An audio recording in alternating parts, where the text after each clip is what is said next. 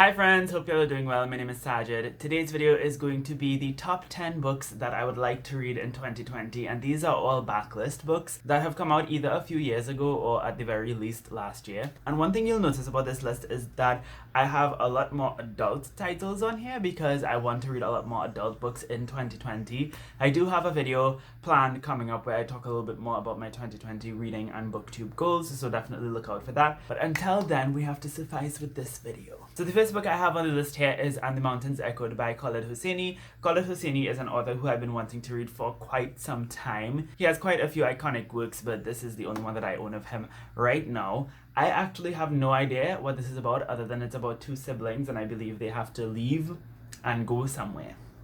That's all. But either way, I'm very excited to check this out and see what it's about. Next up, I have An Unkindness of Ghosts by River Solomon. This is a science fiction novel. This year, I really want to get more into science fiction. And this one follows a person named Asta who basically lives on this spaceship. It's a generation ship and it left Earth years ago apparently, and the way in which the society on this generation ship is structured is similar to the antebellum South, so it's kind of like a regressed future, which I know some people are not too fond of, but I am very interested to see how River Solomon pulls together all of these elements of racism and classism and hierarchy in the context of a science fiction generation ship spacey novel. I have the audiobook for this one, so I might go ahead and give that a listen to whilst reading it, but I'm very excited to get to this one nonetheless. Next up, we have the Man Booker Award-winning book of last year, and that is Girl, Woman, Other by Bernardine Evaristo. All I know about this is that it follows about 12 different women and non-binary people, all of whom are Black, in Britain over the course of like a good few years. It's set in different time periods across different parts of Britain, and I presume it's supposed to be about the connection between all of these stories and lives. So yeah, I'm definitely looking forward to getting into this one because I've heard incredible things. Next up, we have When the Moon Was Ours by Anna Marie McClemmer. This is one that I'm more excited to read because of the author than the actual book itself, even though the book itself sounds amazing. I've had this for quite some time, and Anna Marie McClemmer is an author who I've been wanting to read for quite some time, but I'm a little bit not skeptical, but a little bit like intimidated by magical realism and fabulism. I always feel like I'll go into these books and not understand them, but I need to just get over that and get my life and stop missing out on the beauty because I know I will probably enjoy their work. This one is about Miel and Sam. Miel grows roses from her hands, and Sam, I think, paints moons in the sky, and they both fall in love.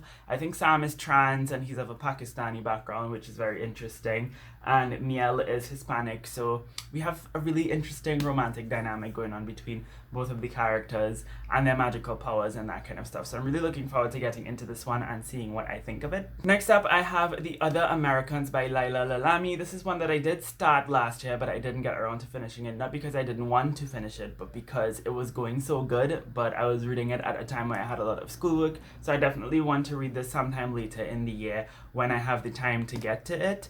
It is a novel told from the perspective of 8 different people, but it primarily focuses on this family. A man named Driss, who's an immigrant from Morocco, died in a very mysterious hit-and-run car accident, and the whole book is about all of these characters, including Driss himself, interestingly enough, trying to figure out what happened to him. And I think we're primarily following one of his daughters, but we do get the perspective of his other daughter, his wife, and 4 other people in their lives. From the few pages that I read, I was very compelled, so I know going back into it that this is one that I will definitely enjoy. Next up, we have Where the Streets Had a Name by Randa Abdel Fattah. This is another YA novel, and this one follows a Palestinian girl named Hayat. She is from Bethlehem, and her grandmother is like falling very ill, and she believes that her grandmother could be healed if she were to come into contact with soil from her home village. The only problem is that her home village is over in Jerusalem, where is basically like claimed as Israel. So the main protagonist, Hayat, decides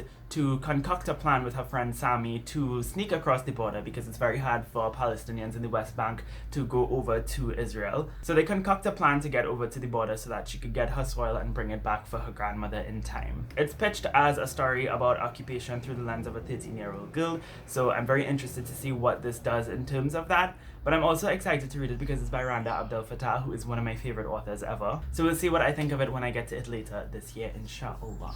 Next up, we have A Place for Us by Fatima Farheen Mirza. This is a story about an Indian American Muslim family where the son of the family has been estranged and he comes back to attend his sister's wedding after 2 years, and we start off from there. So the book starts from there, but we also get flashbacks about their lives in the past to see like what happened and what transpired to make him sort of become estranged from the family. I heard nothing, like literally nothing, but incredible things for this book.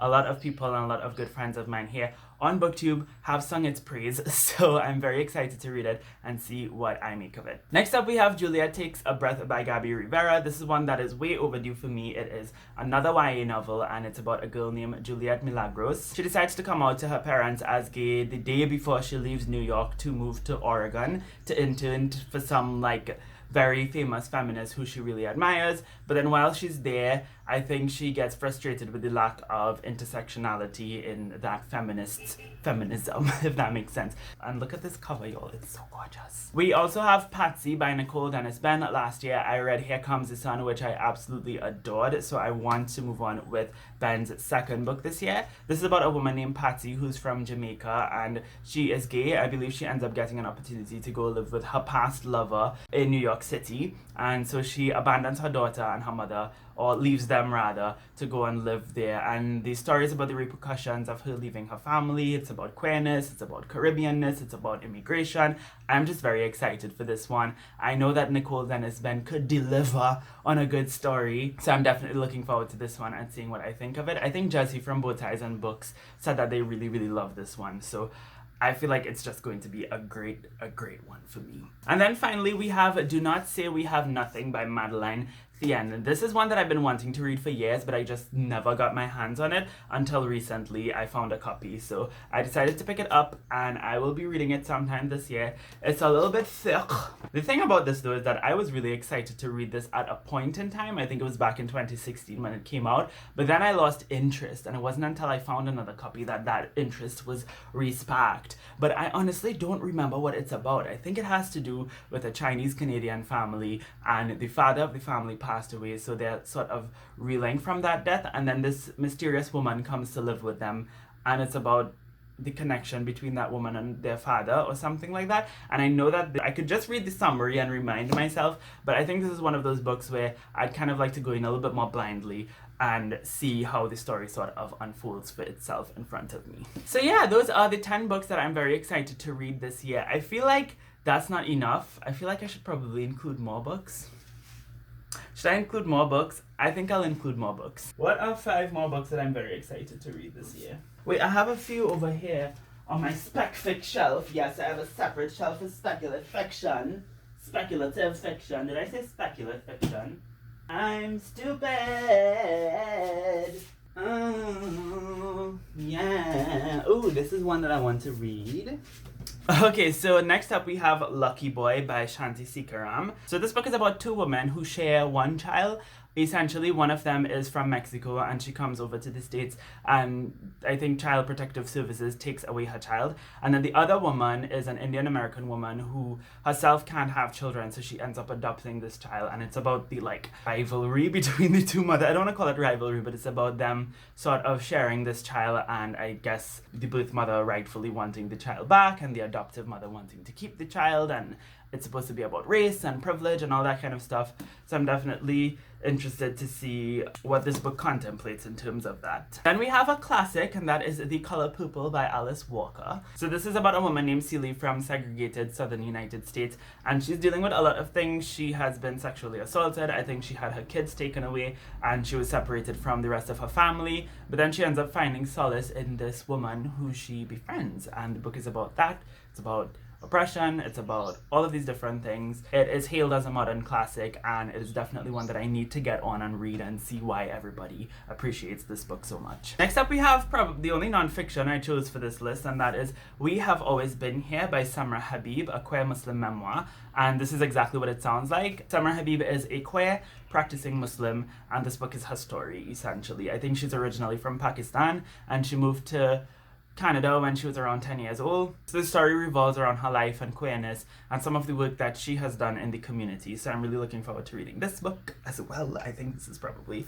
one of my most anticipated backlists for the year. I don't know why I didn't include it on the original list. Then I have Red, White, and Royal Blue by Casey McQuiston, and this is one that I'm excited to read because I'm interested to see like what is the big deal. This book has blown up this year. Everybody was talking about how amazing it is. It is a queer, hate to love, high-profile romance between the first son of the United States and the Prince of England. I'm not a fan of like the Democrats or the royal family, so I'm not sure that I will like those aspects of this book so much, but I do think that I will enjoy at least the high-profile, hate to love, you know, gay romance type situation that we have going on in here. So looking forward to this nonetheless. And then we have Brightly Burning by Alexa Dunn. This is another sci-fi. As I said, I want to get more into sci-fi this year, and this is a sci-fi retelling of Pride and Prejudice. Don't tell nobody I say this, but I never read Pride and Prejudice. I will probably watch the movie, or I believe there's a BBC adaptation everybody keeps talking about, but I think the premise of this story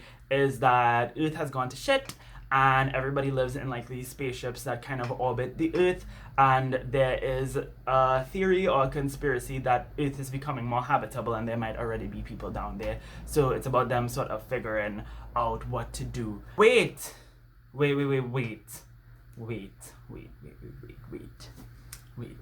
Hold on a second. Hold on a motherfucking second. This book is a retelling of Jane Eyre, not Pride and Prejudice. So if you have any recommendations for adaptations of Jane Eyre, not Pride and Prejudice, let me know in the comments down below. I mean, you could recommend adaptations for Pride and Prejudice too. I should probably familiarize myself with that story as well. I should have probably just stuck to the first 10 books. Either way, we're here. Those are 10 books plus 15 bonus books that I am excited to read in 2020. All of these are backlists. In the comments down below, let me know if you've read any of these books, if you have any thoughts on them. Let me know if you think any of them were trash and I shouldn't bother with them. Let me know if you think any of them were your faves and I should read those first. I would love to know, so share with me down below. All of that being said, I hope you have a lovely, lovely day, and until next time, inshallah, keep reading.